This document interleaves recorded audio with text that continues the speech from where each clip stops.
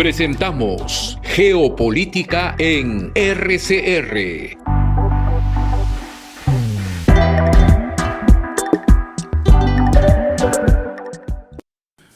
Como siempre, con la puntualidad y exactitud de la responsabilidad, y saludando a los amigos de Red de Comunicación Regional que se encuentran presentes soportándonos técnicamente y humanamente en este trabajo. Les damos la bienvenida, estimados amigos, y en particular a nuestro invitado de hoy, el economista peruano residente en Francia, que ha trabajado muchos años fuera del país, pero también en Brasil y en el África, Alfredo Benítez. Bienvenido, Alfredo. Bueno, buenas tardes, Manuel, mucho gusto en saludarte. Bueno, esta tarde tenemos una reflexión sobre un asunto que hemos intitulado Transiciones. Esta expresión e idea se nos ocurrió hace un tiempo en la preparación de esta sesión. Sin embargo, debo señalar, por un mínimo de honradez intelectual, que así como critico muchas veces las presentaciones que hacen en la televisión Deutsche Welle o Radio France Internacional, Deutsche Welle hace el año 2022 presentó un documental exactamente con este título y que coincide con algunos temas. Ellos han seleccionado algunos temas. Bueno, dicho esto, en homenaje a la responsabilidad y a la integridad profesional de quien les habla y de quienes invitamos, debo decir lo siguiente. Este tema, estimados amigos, es muy complejo. Uno lo puede abordar, por ejemplo, desde una perspectiva histórica. Traza una línea de tiempo y señala los principales acontecimientos como referencia, no que sean factor causal necesariamente, sino como una referencia para indicar el paso de un momento o de un periodo hacia otro periodo. Esto es un enfoque clásico en las ciencias sociales que en su momento fue desarrollado inicialmente en el siglo ya XIX y XX por la escuela llamada de los Anales de Francia, pero está también en la historiografía de la China, en la historiografía de la India, de los griegos, en fin, la perspectiva histórica. También, segunda perspectiva, se puede enfocar con o sin línea de tiempo la transición de un régimen económico a otro en los grandes conglomerados económicos y políticos. En tercer lugar, también se puede hablar de una transición política, como es evidente a lo largo de la historia, los regímenes se han ido sucediendo. Y por último, de la manera más compleja, de la manera más amplia y al mismo tiempo más exigente, pero también con mucho riesgo de que se cuelen opiniones que no estén debidamente sustentadas, hay que hablar, como se dice contemporáneamente, de un cambio sistémico, de un cambio civilizatorio, del paso de una era a otra era. En consecuencia, este es un tema bastante complejo y no se pueden tocar todos los temas. No se puede criticar al programa por el hecho que no toque un tema y sí toque otro, porque esto es absolutamente libre. Y en segundo lugar, porque es el primero de estos temas que abrimos justamente con nuestro distinguido invitado. ¿Cuáles son, a tu juicio, estimado Alfredo, las principales transiciones que tú ves en Europa para luego poder ver si esas transiciones tienen un correlato en las relaciones entre Europa y América Latina? Con una aclaración, no vamos a pensar en la gigantesca Europa que incluye a Rusia, Finlandia, Noruega y Turquía. Mucha gente se olvida que Rusia es parte de Europa y que Turquía también lo es, además con una señera cristianización temprana en la expansión de esta religión, tanto en su versión católica y finalmente en esos en esos espacios del Mar Negro y alrededor del Mar Negro en su versión ortodoxa y otras versiones más que subsisten hoy. Entonces, ¿cuáles son, a tu juicio, las principales transiciones que nos puedas enunciar ahora para luego ver cuáles de estas transiciones tienen relevancia, significación en cuanto a Europa y América Latina? Tienes la palabra, estimado amigo. Ok, Manuel, una vez más, no mucho gusto de intentar compartir reflexiones. Mira, te digo, te tengo que señalar que te he perdido, ya no te veo. No sé si tú me ves, si tú me escuchas. Yo te escucho bien, pero no te veo. No ¿Ya? Pero importa, bueno, no importa, tú estás en el aire perfectamente. ok. Mira, yo quisiera antes que de plantear, digamos, este periodo de transición, porque como tú lo has bien mencionado, las transiciones son continuas, son permanentes, ¿no? No solamente hay transición a un periodo, es el mundo que cambia, evoluciona, impactado por muchas causas. Entonces yo quiero antes que nada contextualizar el periodo en el cual, digamos, voy a hacer resaltar algunos puntos importantes y que van a tener un impacto directo o importante en todo caso con la situación actual de la Unión Europea y la relación geopolítica de la Unión Europea con el resto de regiones del mundo. Excelente, Entonces, muy buen encuadre. ese contexto de transición, yo me permito ser un poco arbitrario, no quiero regresar tanto en la historia, tampoco quiero tratar cada punto, pero por lo menos señalar lo que me parece muy, muy importante en lo que se está viviendo actualmente como periodo transitorio en Europa. Primer elemento fuerte, importante, que tiene mucha relación con lo que sucede ahora entre la guerra entre Rusia y Ucrania, es la caída de la Unión de Repúblicas Socialistas Soviéticas en 1991, cuyo símbolo evidentemente comienza con la caída del muro de Berlín 2 años antes. Esa caída de la Unión Soviética eh, eh, hizo pensar a muchos con el fin de la Guerra Fría que entrábamos a un mundo hegemónico de dominación occidental. Segundo elemento importante que tiene una relación muy fuerte con lo que vive Europa, por lo menos actualmente, es el derrumbe de las Torres Gemelas en septiembre de 2001 en Nueva York, porque eso, digamos, no solamente suscitó una reacción norteamericana, sino también guerra en Irak, con las consecuencias que ahora todavía se resienten en Europa y con una aceleración de flujos migratorios por diversas razones, dentro de los cuales está la reacción efectivamente frente al fenómeno bélico que se conoció en ese momento. Tercer elemento muy importante que no se puede desestimar es la crisis financiera, el globo que explota, la crisis subprime, que los préstamos hipotecarios de 2007-2008 quisieron explotar el sistema financiero que evidentemente impactó el mundo entero, Europa en particular, la cual tomó mucho tiempo para, digamos, reequilibrar su sistema financiero y darle el equilibrio presupuestario que necesitan el gobierno de cada país. Cuarto elemento, y ya nos acerca un poco más a la actualidad, evidentemente, es la crisis sanitaria COVID-19 que comenzó a inicios de 2020 o a fines de 2019, que irradió la planeta entera y que desveló muchas cosas que ya no vale la pena quizás recordar, pero que en su momento vamos a tratar de relacionar con lo que pasa actualmente. Y sin salir todavía de esa crisis sanitaria del 2020 hasta hoy día, eh, eh, eh, eh, digamos, encontramos este conflicto bélico entre Rusia y Ucrania a partir de febrero de 2022, en el momento en que Rusia invade Ucrania, generando lo que todo el mundo dice, incertidumbre y por el momento, en todo caso, no visualizar una salida que no sea humillante para los actores, lo que genera evidentemente preocupación porque no se sabe, en todo caso muchos no sabemos cuándo este conflicto puede terminar y qué salida diplomática se va a encontrar en el momento debido.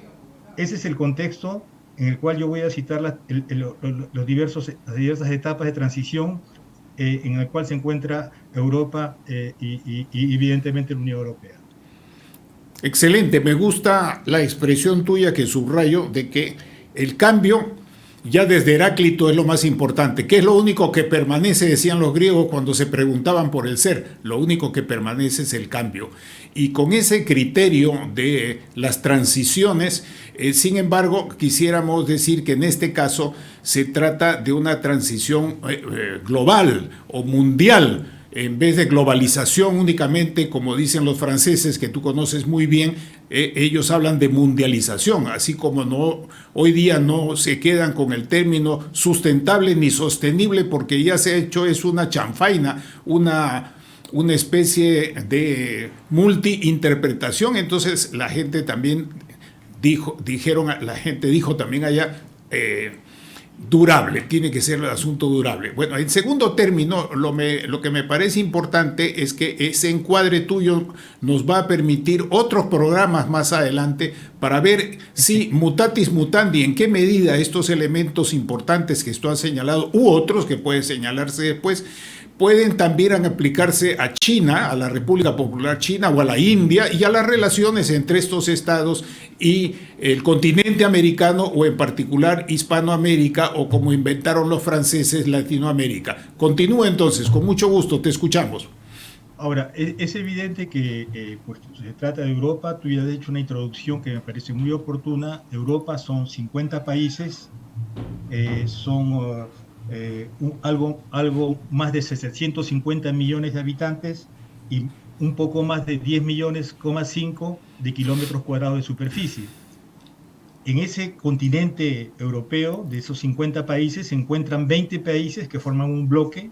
Ese bloque hoy día se llama Unión Europea, que representa aproximadamente 450 millones de personas y que tiene una superficie de algo más de 4.200.000 kilómetros cuadrados. Entonces vamos a referirnos a ese espacio que está dentro de ese continente europeo. Y como tú ya has mencionado, en ese continente europeo están, por ejemplo, Rusia y Ucrania, que forman parte de Europa, pero no están en la Unión Europea. Sin embargo, la situación actual genera una serie de impactos que probablemente vamos a conversar en los minutos que nos quedan. Como tampoco está Gran Bretaña ahora. Por supuesto. Digamos que Gran Bretaña salió, como todo el mundo sabe, hace tres años aproximadamente de la Unión Europea, y eso representó evidentemente para la Unión Europea un impacto. Digamos que en líneas generales, digamos, hasta los años 2010, se consideraba que Europa con la Gran Bretaña, con el Reino Unido, representaba la primera economía planetaria. Con la emergencia de China y con la salida de la Unión Europea, ahora la Unión Europea de los 27 ocupa el tercer rango. El primer rango es Estados Unidos, el segundo China y el tercero la Unión Europea. Entonces hay un impacto también a ese nivel, evidentemente, ¿no? Con una pequeñísima acotación, que en términos de ingreso por persona, la Unión Europea aún sigue delante de la China. Continúa. Sí. Por supuesto. No, pero estamos hablando de cuestiones muy macros y evidentemente podríamos declinar en aspectos un poco más específicos, ¿no? Entonces, dentro de esa Unión Europea, se podría decir que esa Unión Europea y las transiciones que ha conocido se iniciaron en el año 57, cuando se creó efectivamente la Comunidad Económica Europea. Del carbón y el acero primero. Claro, ese fue el primer Tratado de París en 1951. En la Unión Europea, hasta hoy, ha vivido sus cambios, sus transiciones, sobre todo a partir de los 8 tratados que comenzaron con París en el 51, acero y carbón, y que terminaron, no digo que definitivamente, que por lo menos el último ha sido el Tratado de Lisboa de 2009. Perfecto. En esos 8 tratados han habido evidentemente cambios, porque cada vez que hay un tratado significan cambios, digamos, ¿no? Entonces, dentro de los cambios que se ven hoy día en la Unión Europea, hay que distinguir que hay una Unión Europea en la cual se encuentra una subregión que se llama aquí la zona euro, es decir, que hay 19 países de los 27 que tienen como moneda común el euro. Los otros países no tienen la moneda común, el euro, y digamos forman parte de la Unión Europea, pero no están en la zona euro, ¿no? Y al mismo tiempo tú tienes otro espacio subregional que se llama la zona de Schengen. que es el sistema de seguridad y de control de fronteras, en los cuales hay 27 países, 4 de los cuales no forman parte de la Unión Europea. Entonces, ves, todos esos cambios, digamos, son productos de diversos tratados y han acompañado la historia de las transiciones diversas que conoce la Unión Europea. Excelente. Es muy importante este punto que señalas, aunque sea breve o en forma breve, porque hay muchas personas que viajan a Europa y dicen, ¿qué es esto la Unión Europea y por qué la visa Schengen? O Schengen, como decimos en peruano. Y ahí está la explicación. Adelante. No, bueno, bueno, y en todo caso, digamos que ya regresando a los elementos de contexto, ¿no? La caída de la Unión Soviética, por ejemplo, en el año 91, generó en el año 93 la independencia de Ucrania. Porque no nos olvidemos que de 1917, cuando hubo la Revolución Rusa, los bolcheviques impusieron a Ucrania que sea parte de la Unión Socialista de Repúblicas bajo tutela de la Unión Soviética. Entonces, en el año 91, precisamente el año 93, asegura su independencia y desde ese momento Ucrania comienza a mirar hacia el oeste, a idealizar una economía de mercado y un sistema democrático de tipo occidental, digamos, ¿no? Lo que conduce evidentemente a una serie de conflictos. Ahora, ese elemento importante va a ser seguido de otro elemento, digamos, ¿no? Lo que decía el acto terrorista que se realizó en Nueva York en el 2001, que generó casi 3.000 víctimas, pero creó un terremoto diplomático y político a nivel mundial, digamos, ¿no? ¿Por qué? Porque, digamos, desde ese momento se ha acentuado, digamos, las relaciones tensas entre algunos países y las amalgamas que existen ahora. Estoy hablando de la realidad europea, en el cual, digamos, los que vienen de otras culturas, como de la cultura musulmana, son a veces considerados de manera abusiva como violentos o que no respetan las leyes de los países porque tienen otro tipo de comportamiento, otro tipo de cultura. Y eso genera evidentemente una xenofobia y una evolución muy drástica, muy lamentable de partidos extremistas de derecha. Eso no estoy hablando solamente de un país, es un poco extenso realmente como fenómeno. Con la excepción, me gustaría, perdóname, me gustaría que en este puntito hicieses un micro comentario sobre este hecho que acaba de señalar y su diferencia en la Rusia actual. La Rusia actual, ¿recibe o no recibe migrantes musulmanes? ¿Recibe o no recibe migrantes de Siria? ¿Recibe o no recibe migrantes de África? Que sí son recibidos con todos los problemas que sabemos por los filtros, prioridades y conflictos en el resto del continente europeo. Sí, digamos que Rusia es muy particular dentro de esto, porque no hemos hablado todavía nada de Rusia, ¿no? Es una federación. Son 17 millones un poco más de 17 millones de kilómetros cuadrados con 141 millones de habitantes, digamos, ¿no? Entonces es la zona más amplia de la Europa continental, digamos, ¿no? Que va desde el mar Báltico hasta el estrecho de Bering, con más de 6.000 kilómetros de extensión, digamos, ¿no? Ahora, esa Rusia, digamos, está ahora gobernada por la Constitución de 1993. Cuando cayó la Unión Soviética se generó una serie de tensiones políticas y cuando Boris Yeltsin era presidente, digamos, generó la Constitución del 93, la cual solamente fue recuperada porque intervinieron los militares, los tanques, como se dice, ¿no? Entonces, pero de ese momento sale el sistema actual. Ese sistema actual efectivamente tiene como presidente hoy día a Vladimir Putin y tiene un ejercicio bicameral, digamos, la Duma de Estado, que representa a los diputados, y el Consejo de la Federación, que es equivalente a los senadores, digamos, ¿no? Entonces, esa república rusa evidentemente acoge una serie de extranjeros en su territorio, no solamente por razones políticas, también, digamos, estudiantes, también intercambios culturales, etcétera, etcétera, ¿no? Ahora, ese elemento, digamos, me permite decir que frente a eso, digamos, Ucrania, como lo mencionaba hace un momento, que buscaba una salida más occidentalizada con una democracia representativa estilo occidental y con una economía de mercado muy abierta, pues evidentemente chocó con los intereses de Rusia, digamos, ¿no? No sé si tú te acuerdas, Manuel, que hubo un consejero de Jimmy Carter, de origen polonés, que su nombre es muy difícil de pronunciar, Brzezinski, no sé si te acuerdas de él. Él 100 dijo años, algo, tiene 100 años, ¿quién no lo recuerda? fue consejero y además de Seguridad Nacional cuando el presidente era Carter, entre el 77 y el 81. Él dijo algo que para mí tiene mucha actualidad, digamos, ¿no? Y que podría hacer comprender por qué hay esa motivación rusa de dominar, digamos, Ucrania, o en todo caso, integrarla dentro de su influencia, ¿no?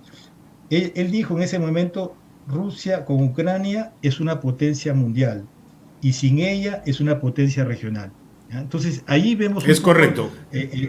las razones del por qué, digamos, se habla mucho del zarismo de Putin, el autoritarismo de Putin. Yo creo que hay una razón, digamos, en el sentido de que la historia de la Unión Soviética y hoy día de Rusia ha sido una historia de país dominante. Y bueno, y ha creado también, digamos, los países de Europa del Este, que ahora forman parte de la Unión Europea, los famosos países PECO, ¿no? La zona PECO dentro de la Unión Europea. ¿Ya? Entonces, eso es importante recordar para tener en cuenta, digamos, uno de los elementos que han caracterizado, digamos, la situación de transición que se vive en estos momentos, que genera evidente mucha incertidumbre. Excelente tu comentario.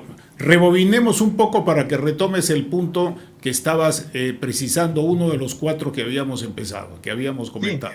yo decía que al mismo tiempo, digamos, la crisis financiera, digamos, ¿no? La crisis subprime, que también fue un terremoto generado por las finanzas, bancarrotas de bancos importantes y sobre todo, digamos, situaciones muy tensas a nivel de los presupuestos nacionales de los países del mundo entero, digamos, ¿no? Que se subieron las tasas de interés, etcétera, etcétera. Y eso, digamos, recién, digamos, comenzó más o menos a atenuarse a partir de 2015-2016 en Europa, por lo menos, ¿no? A pesar de que muchos estiman que eso todavía tenía un poco de impacto, por ejemplo, en el caso de español, hasta los años cercanos a 2020, digamos, ¿no?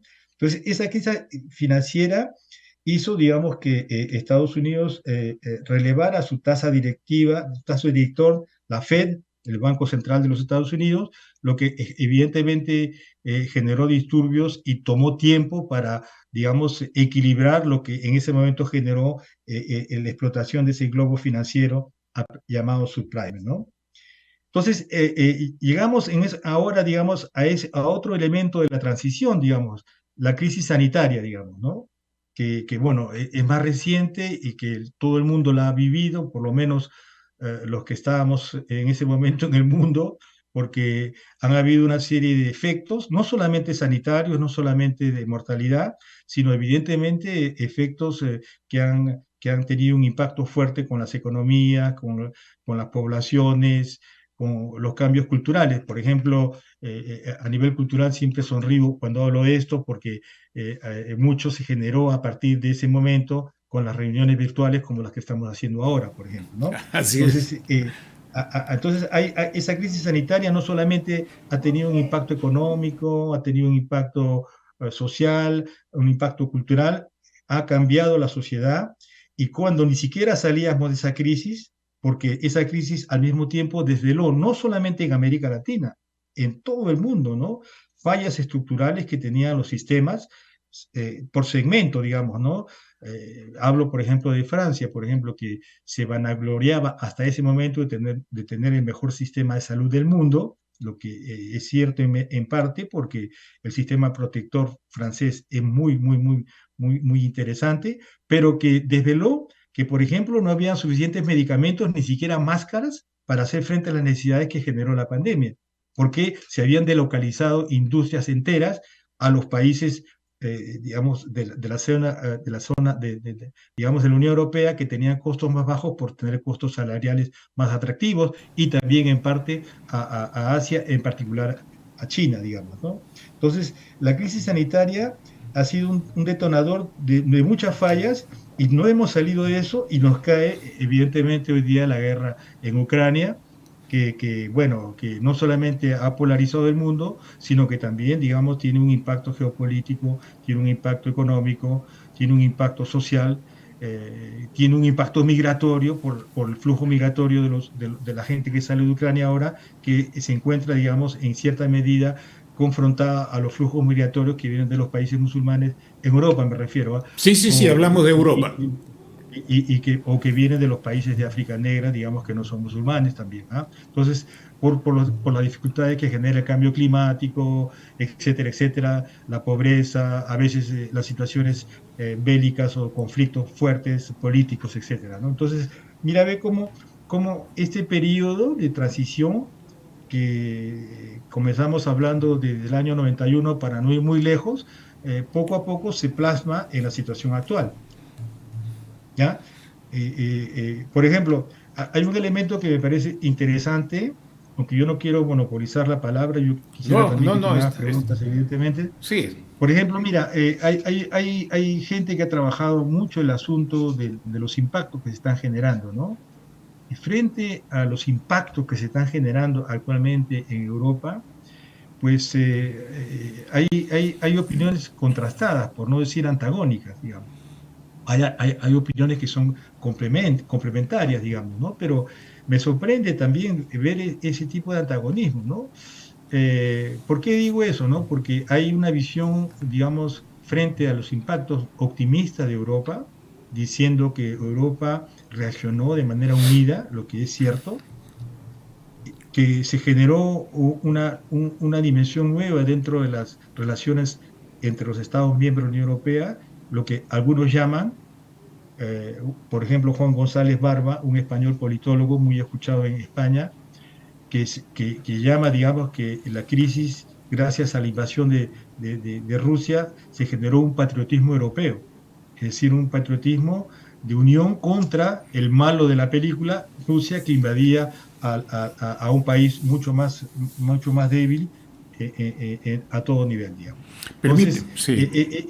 eso, digamos, esa visión optimista concluye diciendo de que como hay un proceso de integración que podría acelerarse, pues la Unión Europea va a salir reforzada cuando la victoria sobre Rusia se haga concreta, digamos, ¿no? Es una visión que algunos plantean, que se opone a otros, en las cuales, digamos, la visión es mucho más, digamos, más relativa, digamos, ¿no? Se admite que la Unión Europea reaccionó de manera unánime, pero al mismo tiempo también se admite de que no todo el mundo o no en todas las partes de la Unión Europea la reacción es la misma o en todo caso los impactos no son idénticos.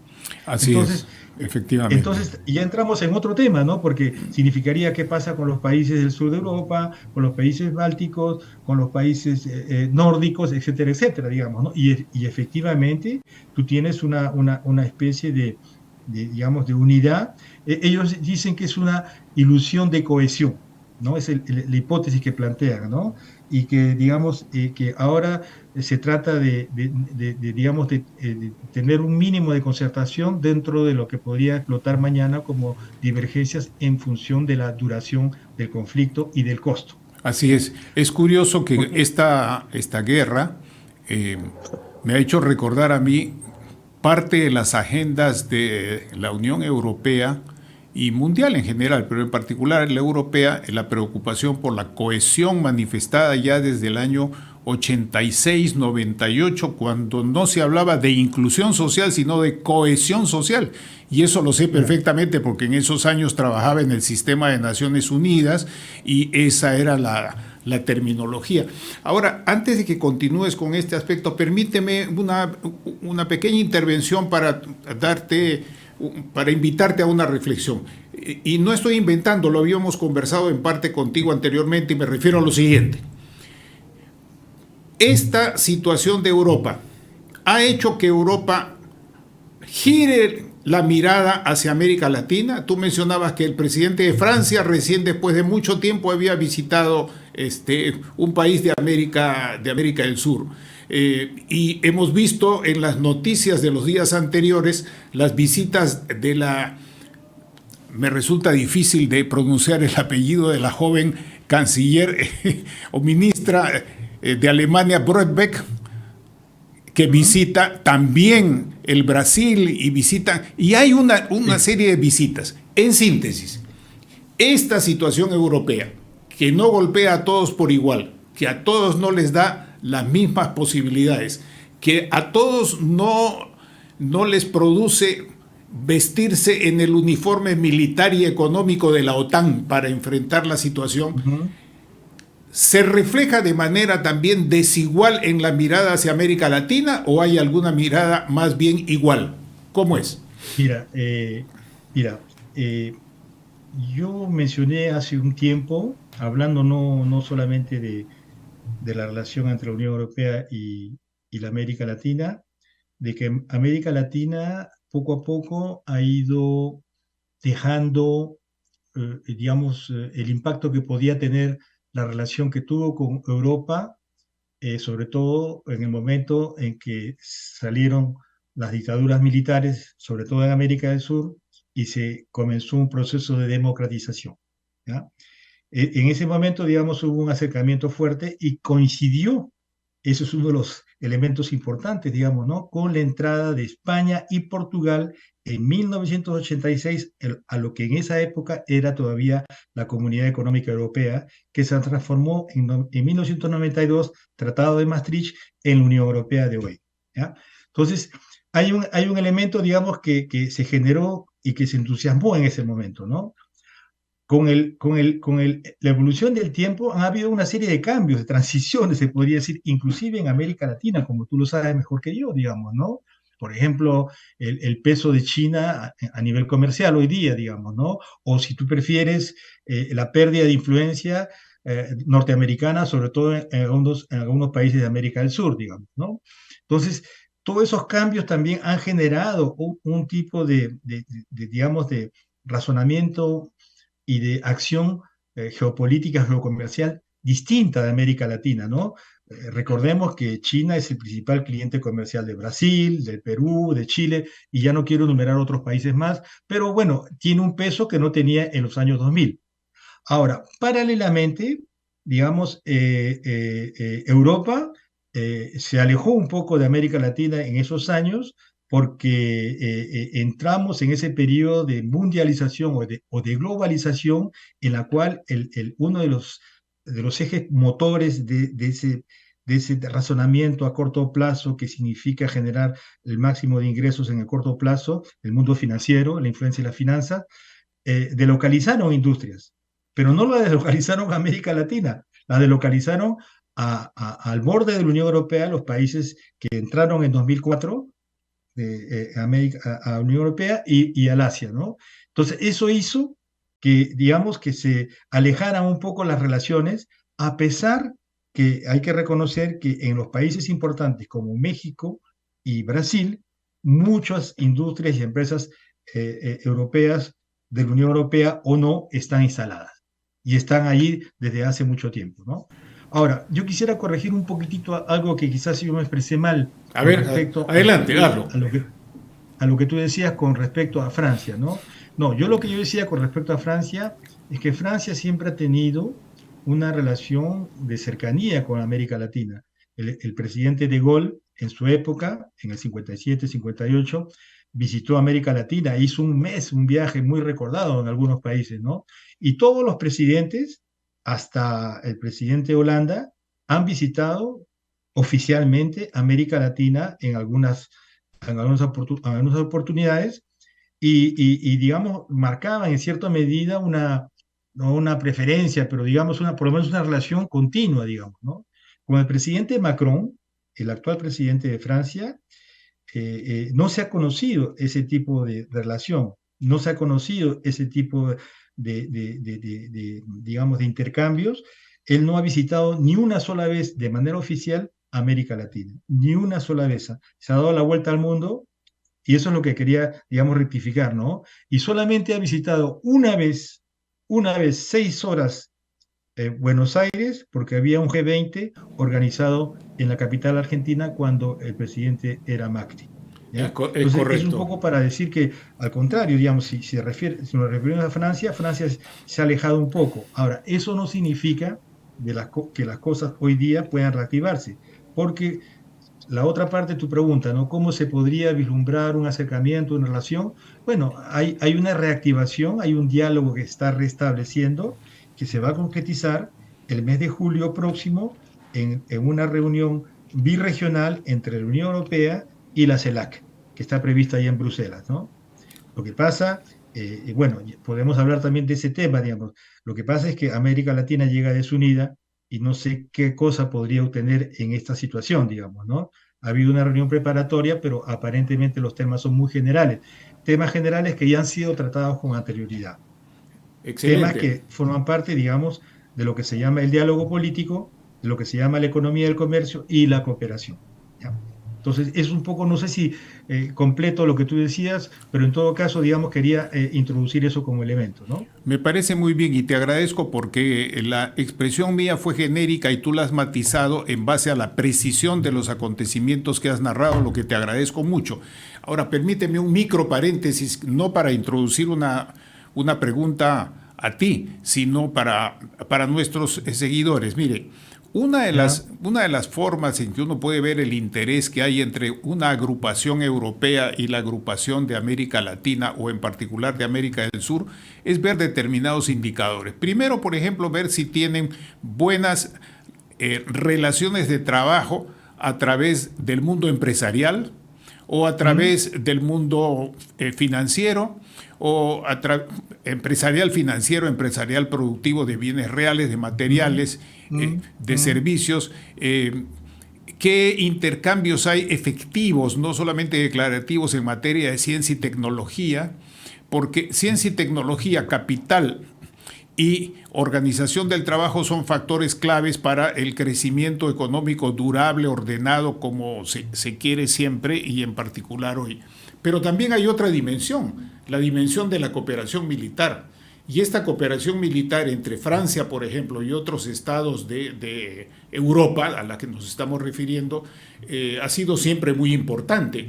Y hoy día es desigual porque algunos países que están en la CELAC y aún Brasil, que está impulsando este ideal o sueño según se tenga las coordenadas políticas ¿Mm? para ¿Mm? juzgarlo, le ¿Mm? está comprando materiales militares a Suecia, ¿no? A los vehículos Gripen, ¿Mm? la producción de Saab y de otras.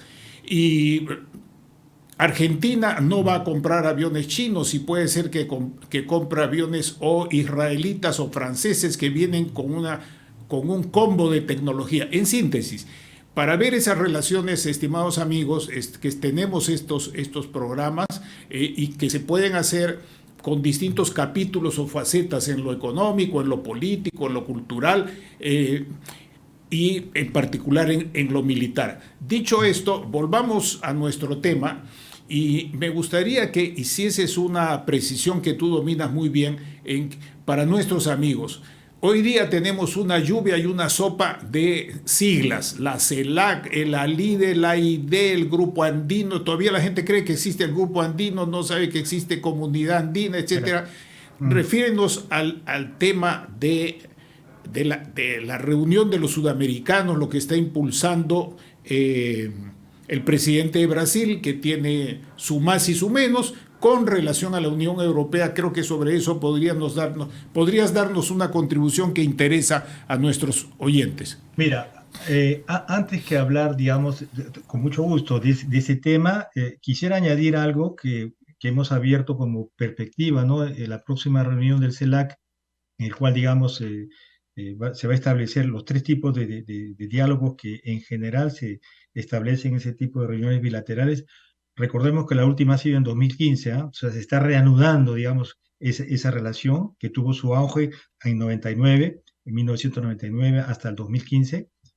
Eh, bueno, digamos que un elemento mayor, y desde ahora ya que va a pesar mucho en la reunión, es el acuerdo o no que se va a establecer con Mercosur, porque la Unión Europea tiene relaciones muy particulares con algunos países, es decir, fuera de las relaciones birregionales, tiene, digamos, acuerdos estratégicos de asociación política, comercial y económica con algunos países, por ejemplo, con México, con el Perú. con Chile, con Colombia, los 4 países de la Alianza del Pacífico y también ahora con Costa Rica, pero no los tiene con Argentina, no los tiene con el Brasil, por ejemplo.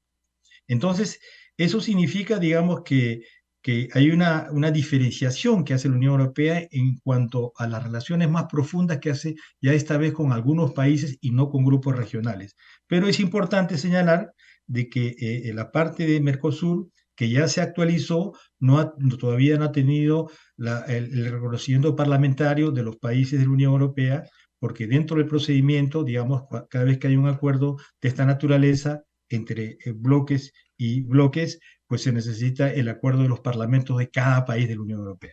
Eso Eso todavía, es muy eso todavía no importante esto que existe. tú señalas, ¿ah? Porque las personas piensan que con las declaraciones y las cumbres, solo con eso se transforma el mundo. Continúa, por favor. No, entonces, eso digamos con respecto a la parte que quería completar con relación a la reunión próxima de julio, ¿no? Ahora, regresemos a tu pregunta, por favor.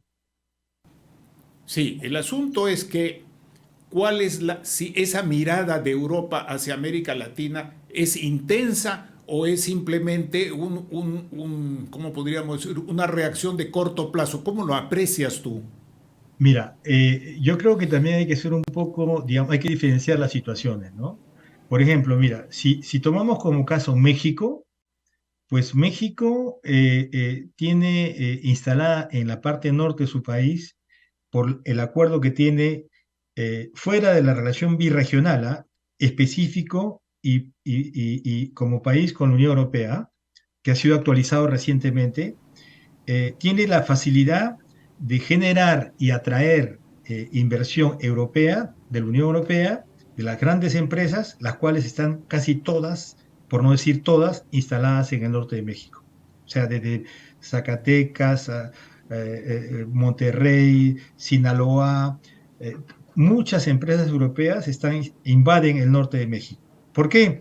Porque aprovechan de que México también tiene una relación fuerte en Con el los cuadro de Estados la Unidos. LENA de esa época con Canadá y Estados Unidos. Así es. Entonces es un trampolín para ir allá. Y más aún, eso va más lejos, mira, ve, es el único país México, y en ese sentido hay que saludar un poco esa performance, es el único país de América Latina en que las exportaciones manufactureras o industriales superan de muy lejos a las exportaciones de materias primas. Primarias, así es. ¿Ya? Así ¿Ya? es. Entonces, ahora, ese no es el único país, también Brasil, pero Brasil no tiene la misma capacidad. Brasil sigue siendo exportador esencial de materias primas. Tiene una industria que es apoyada en parte por capitales europeos, pero no tiene la misma magnitud.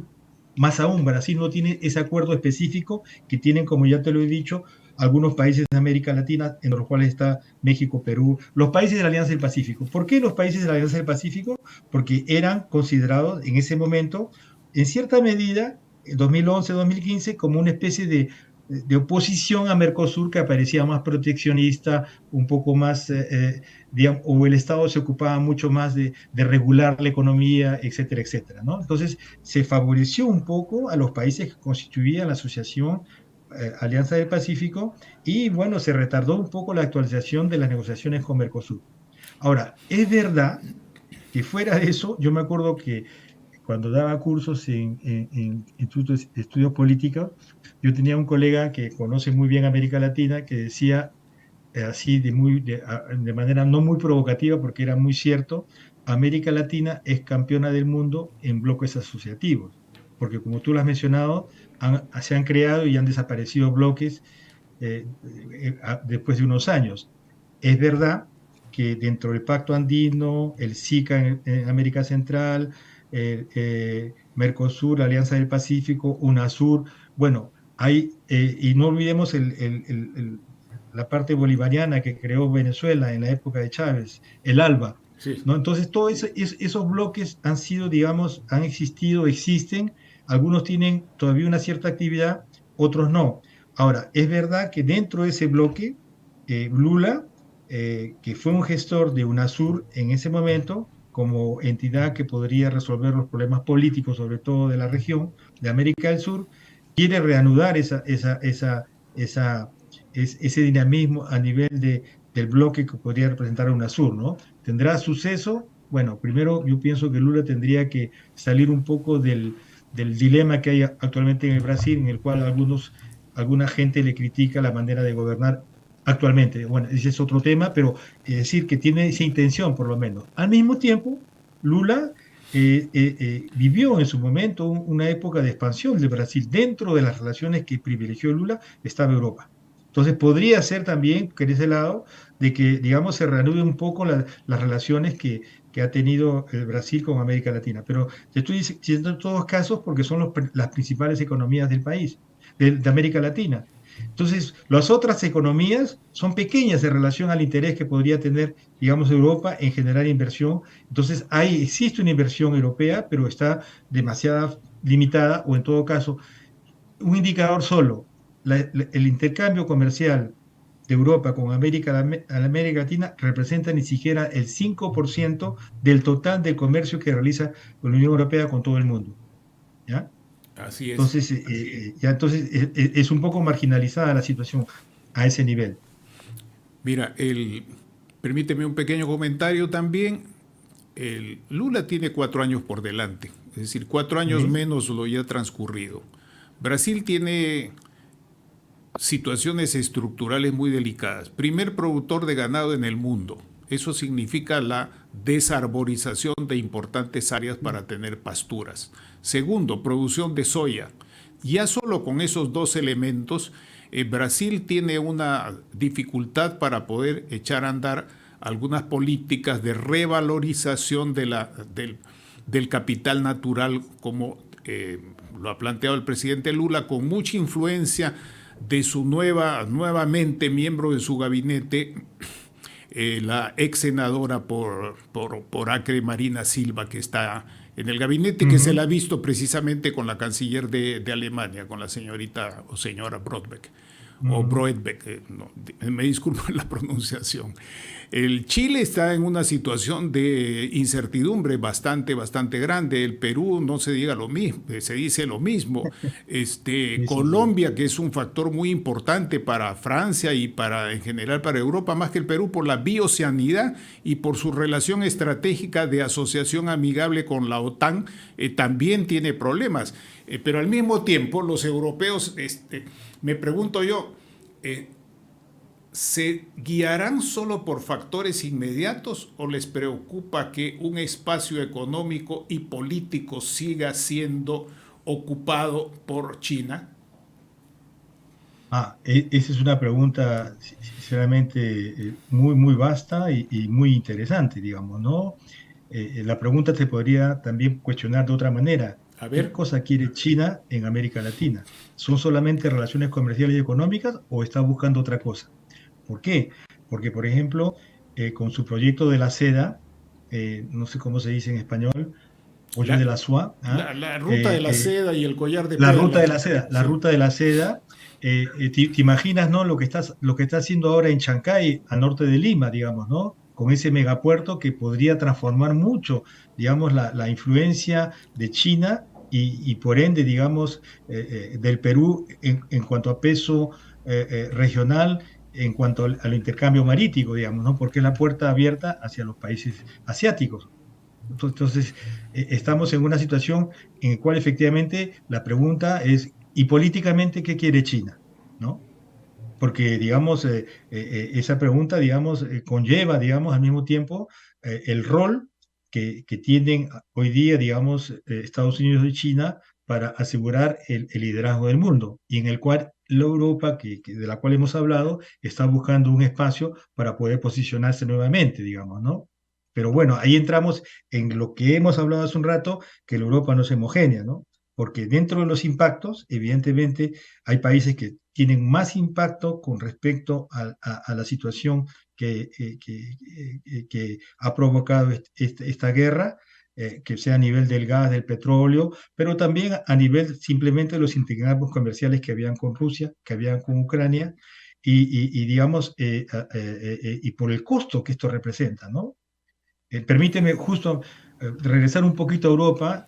Yo sé que el tiempo nos está comiendo. Sí, Eh, permíteme ofrecerte los 4 últimos minutos que nos quedan a esta reflexión que vas a empezar ahora para no interrumpirte más y que puedas hacerlo de mejor manera. Sí, adelante, por no, favor. no, podríamos también regresar un poco para América Latina, pero ¿sabes qué? Como hablábamos del costo, ¿no? De lo que representa hoy Adelante, día. adelante. Economistas de nivel muy importante, dentro de los cuales está Pisani Ferry, que es el comisario general de lo que se llama Estrategia Francia, pero que trabaja mucho con la Unión Europea y que es uno de los consejeros principales en cuanto a estrategia geopolítica de Macron. Él ha hecho una publicación muy interesante habla de los efectos o el impacto económico de lo que representa este conflicto, digamos, esta guerra y la invasión rusa en Ucrania, ¿no? Y él ha hecho una estimación que no es contestada por el momento, ¿ah? Bien. Claro que hablando de millones uno se pierde porque no ve la magnitud, ¿no? Él estima que cada año, por lo menos en el 2022, lo que le ha costado a la Unión Europea esta guerra es cerca de 175.000 millones de euros, es decir, entre 1 y 1,5% del total del PIB de 2022 de la Unión Europea. ¿Por qué? Porque, digamos, primeramente, por el impacto que ha tenido el hecho de que no se compre más gas ni petróleo de Rusia, lo que ha suscitado, evidentemente, un aumento en los precios de la energía, ¿no? Y frente a ese aumento de los precios, los gobiernos, como con el COVID, han dado facilidades a las empresas y a los ciudadanos con presupuestos de la Unión Europea y con presupuestos nacionales. Segundo, por el hecho de que esta situación de incertidumbre está generando una cierta prudencia de la parte de los inversores y está cada vez un poco más, ¿cómo te puedo decir? Creando fisuras dentro de lo que se siente a nivel de los ciudadanos de los hogares, ¿no? Frente a la situación que se extiende ya demasiado, ¿no? Tercer elemento, la necesidad de ayudar a los millones de refugiados que salen de Ucrania, que genera evidentemente otro tipo de cuestionamiento, porque ya en estos momentos, desafortunadamente, algunos países de la Unión Europea están gobernados o están en coalición con sectores políticos de la extrema derecha, racistas Y con una migración que se superpone, la que estás mencionando y la que citaste antes, provenientes de África principalmente y de Asia. Exacto. Y el último elemento de este gran costo de la Unión, lo que cuesta la guerra, solamente en un año está el incremento en el gasto de la defensa y el nuevo plan energético de la Unión Europea, ¿no? La defensa, porque como tú sabes bien, los aviones, los tanques que se envían no son gratuitos, ¿no? Entonces, eso significa no solamente, digamos, sacar los recursos que tienen ya producidos, pero también invertir para producir más, ¿no? Lo que genera, digamos, un gasto suplementario, ¿no? Entonces estamos en una situación en que la situación de los países nórdicos no tiene nada que ver con la situación de los países bálticos y tampoco se puede decir lo mismo de los países PECO, el Europa Oriental, que ingresaron en 2004 a la Unión Europea, ¿no? Ni hablemos de los países del sur de Europa, digamos, ¿no? Que también sufren en cierta medida, ¿no? Todo eso en un contexto en el cual las deudas públicas explotan. O sea, si tú ves las deudas públicas de los países de la zona euro, muchos países ya han pasado el 100%, ¿no? Francia, Italia, inclusive, bueno, ya no está en la Unión Europea, el Reino Unido también, digamos, ¿no? Entonces, eso significa que hay un problema muy serio a corto y mediano plazo para equilibrar los presupuestos y al mismo tiempo los déficits son importantes, ¿no? La deuda y el déficit son importantes, ¿no? Entonces, estamos alejados de los criterios que la misma Unión Europea plantea para tener lo que se llama una macroeconomía sana y equilibrada, ¿no? Porque, por ejemplo, ellos plantean de que el déficit no debe exceder entre el 1 y el 2% cada año, ¿no? Porque si se endeuda más con el alza de las tasas de interés que Y la actualmente se inflación. practica en el mundo, te imaginas lo que significa, ¿no? Entonces yo quería eso justo regresar para tener como referencia, porque tú mencionabas también el equipamiento militar, ¿no? Lo que me hizo pensar también en eso, digamos, ¿no? Puede haber un acercamiento, pero yo creo que Europa tiene ahora muchas necesidades y urgencias en ese plan. Y yo no creo, claro que puede continuar a exportar, digamos, ¿no? Pero va a exportar si los recursos que tiene ya los está dando en gran parte a Ucrania en apoyo militar frente al conflicto que tiene con Rusia? ¿Ya? Muy bien, Alfredo. Entonces, te agradezco muchísimo. Hemos llegado al final de esta primera conversación que nos abre espacios, nos deja algunos puntos muy claros que ya no tengo tiempo de sumarizar o resumir. Quiero reiterar mi agradecimiento por tu contribución. Es algo así como decir, no es una, es múltiple. América Latina tampoco es una, es múltiple. Marcel Niedergang escribió hace muchos años Las 21 América Latina. Seguiremos en esta oportunidad, coordinaremos contigo y con otras personas que nos recomiendes para tocar algunos otros temas en particular, los que se refieran. Con mucho gusto, Manuel, y una vez más te agradezco por la invitación, por compartir esta reflexión. Y bueno, terminaré solamente diciendo de que hay que ser muy humildes frente a la situación de incertidumbre que uno tiene, porque hay ideas, hay tendencias, pero yo creo que estamos en un momento que todavía va a llegar a un punto culminante, no se sabe cuándo, y que va a generar cada vez más disturbios políticos, presupuestales, económicos, sociales, culturales, etcétera, etcétera, ¿no? Te agradezco una vez más y con mucho gusto a la próxima. Muchas gracias, Alfredo. Como siempre, hay que tener la mirada larga, pero los pies sobre la tierra. Bajar de las nubes. Muchas gracias a todos por su acompañamiento y a Alfredo por esta contribución. Y también agradezco a la entidad que ha tenido la amabilidad de invitarme, evidentemente. Un abrazo. Muchas gracias a ti. Muchísimas gracias y nos seguiremos viendo contigo y con otros colegas que vamos a invitar a continuar participando. Un abrazo grande. Será hasta pronto con ustedes, estimados amigos. Muchas gracias. Hemos presentado Geopolítica en RCR.